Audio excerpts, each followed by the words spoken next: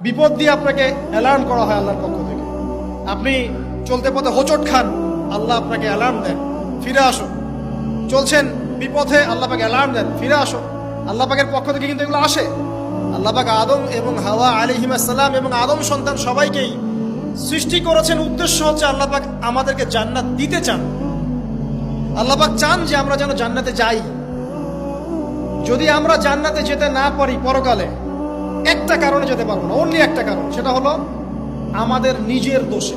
একটা কারণ, যারা জাহান্নামে যাবে মানুষ এবং জিনদের মধ্যে, নিঃসন্দেহে মহাবিশ্বে তারা ছাড়া জাহান্নামে যাওয়ার উপযুক্ত কেউ ছিল না। ও জাহান্নামে যাওয়ার উপযুক্ত ছিল বলেই আল্লাহ পাক তাকে জাহান্নামে পাঠাবেন। আর যারাই জান্নাতে যাবে প্রত্যেকেই শুধু আমলের বদৌলতে যাবে না, বরং আল্লাহ পাকের রহমতেই যাবে। কেউই তার আমল দিয়ে জান্নাতে যেতে পারবে না।